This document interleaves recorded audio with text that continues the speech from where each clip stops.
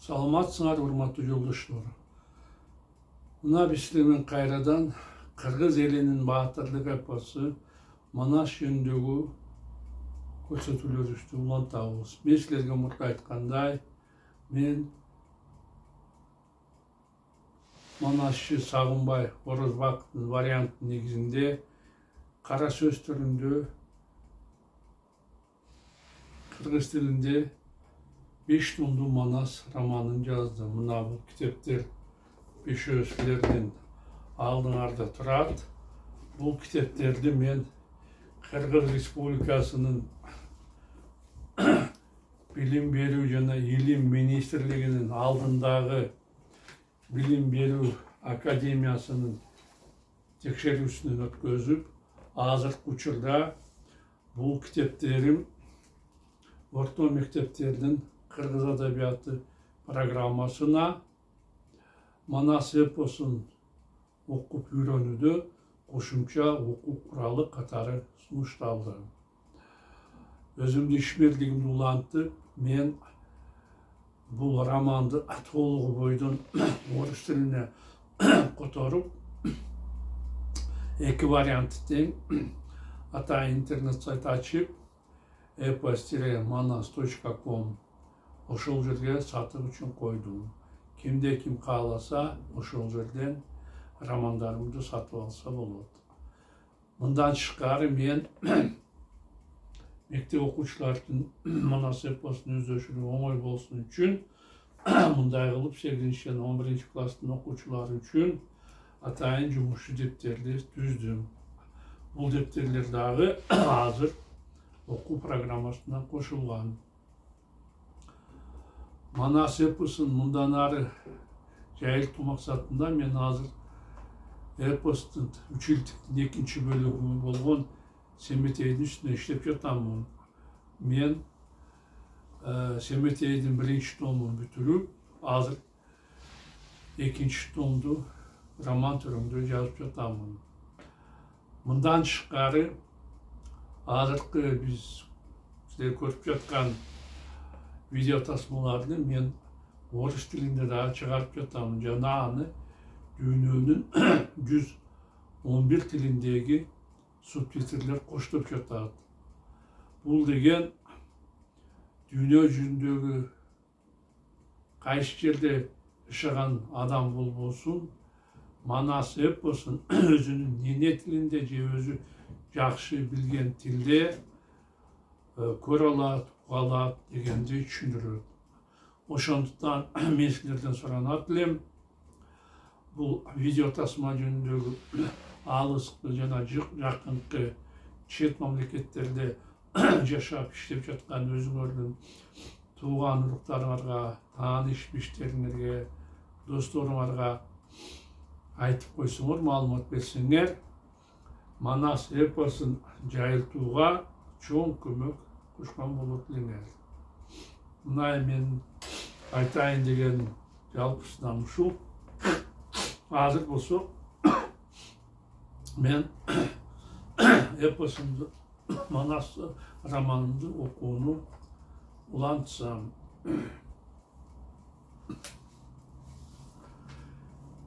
Тегеректегилердин баары Элинбай туура айтып жатат. Болгон ишти Будайбектен сура деп чуулдай башташты. Ошондо көкчө токолуна бурулду. Ушул сөздөр чынбы, катын? Эч нерсени жашырбастан болгондой айткын деп ага картуу карадым. Жеңе, эч нерсени жашырбаңыз, ак ийилет, бирок сунбайт. Болгондой айтыңыз. Көкчө баатырдын шагын сындырбаңыз. Эч нерседен коркпоңуз деп Селимбай жанында отурган Будайбекке ээрин тиштеп көзүн кысты. Азыр келечегибиз ушул тилтеген катындын колунда деп ойлонду ичинен Селимбай. Эгерде ал катуу туруп, Алмамбеттин акыркы үстүнөн коюлган айыптарды таштай турган болсо, жеңишке жеттик. Алмамбетти бул жерден кууп жиберип, казактарды мурдагыдай толук башкарабыз.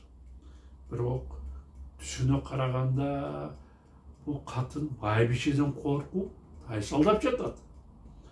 Анын иштери туура. Акыркеш буга караганда кыйла акылдуу болгондуктан толугу бойдон Көкчөнү бийлеп алган. Эгерде бүгүнкү максаттарыбыз ишке ашпай калса, Акаркеш Будайбектин ташталканын чыгарып жибериши мүмкүн. Ошондуктан келесі катын коркуп жатат.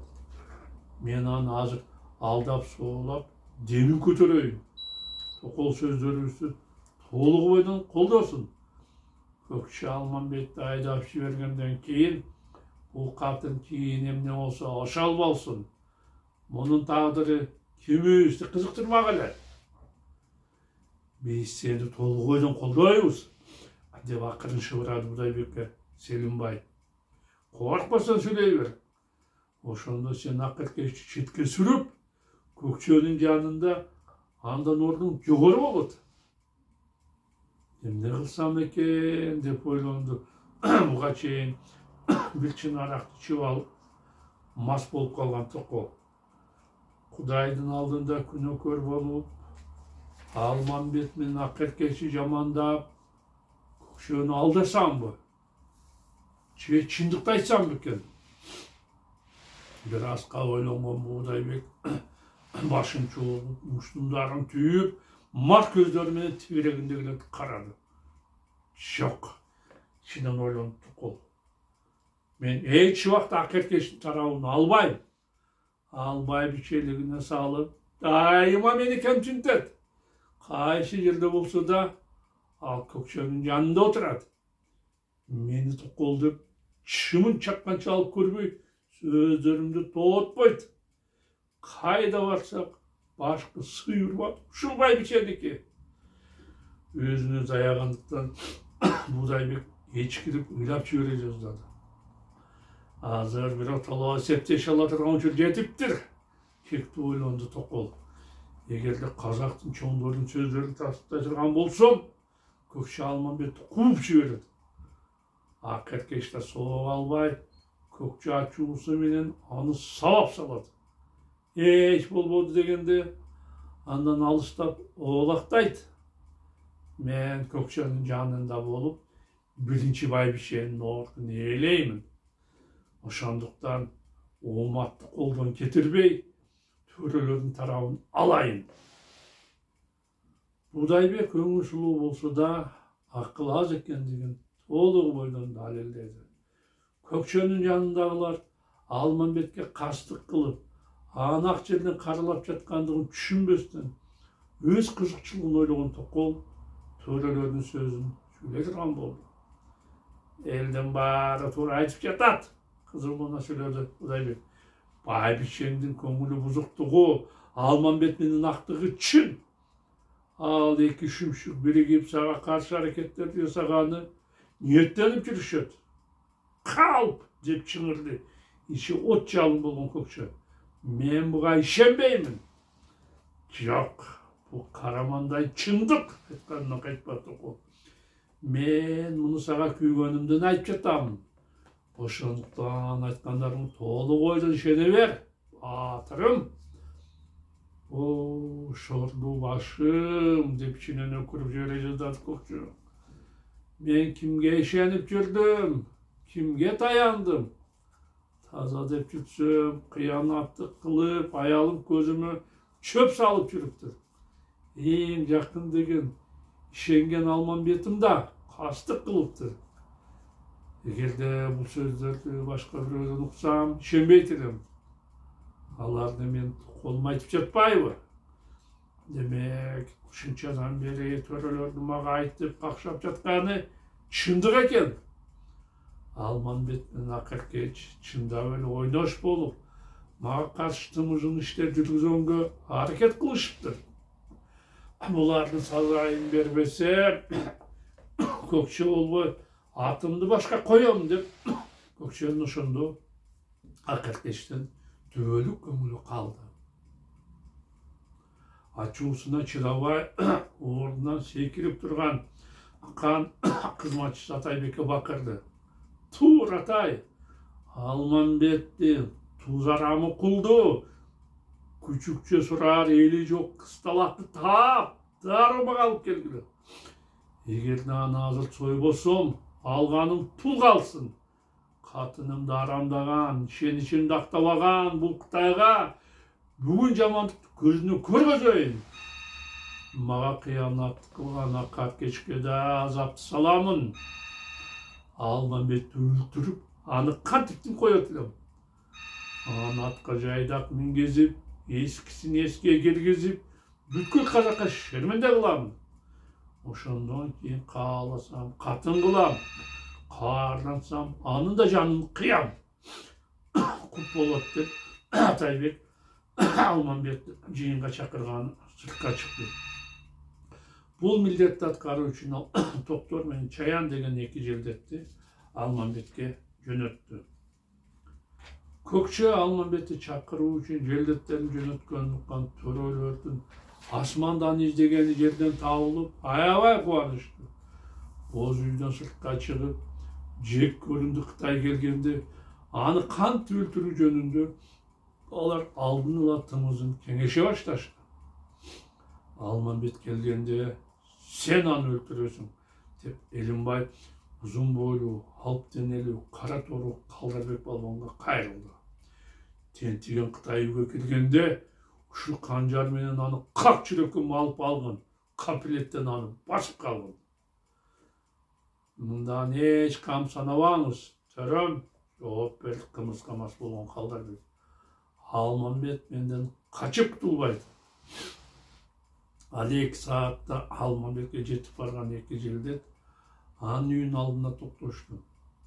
Сизди Көкчө Баатыр тез келсин деп жатат. Ошондуктан биз менен жүрүңүз деп кичпейилдик менен кайрылды Алмамбетке. Орто бойлуу, кара тору, чапчак, толмоч келген Чаян.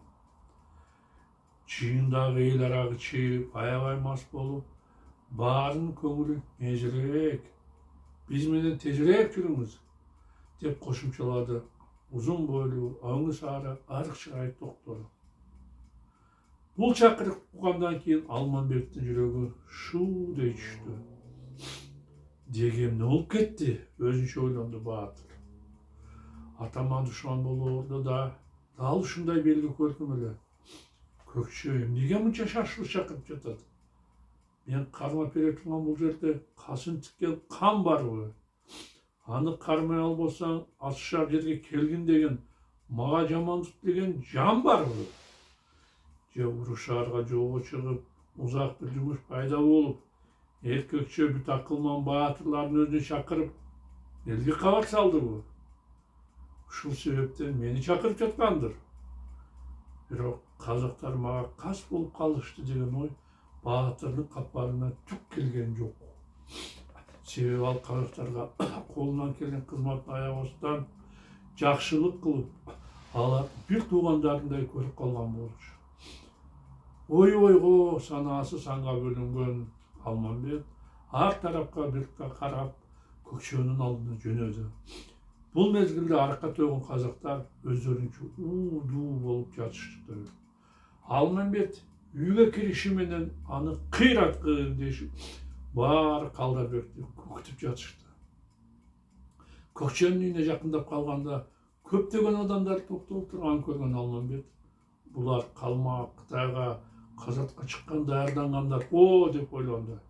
Бирок булар мени өлтүргөнү келгендер деген ой дагы деле анын оюна келбеди. Пушайман болгон Алмамбет Көкчө отурган үйгө келгенде сакчылыкта турган эсектердин узун бойлуу, кең даалуу, колуна узун найза кармаган бүкөсү дароо эшикти ачты. Алмамбет үйгө салам айтып киргенде анын айбатынан чочулап, баятан бери кыйынсын отурушкан казактын төрөлөрү апкарышып, ордунан дүрбөп турушуп, жарыша саламга алик алышты. Алардын баатырсынган сөздөрүнөн бири да калбады. Мына урматтуу жолдоштор, биздин убактыбыз соңуна жетти. Мен силер менен коштошомун. Кайрадан жолугушканча саламатта калгыла.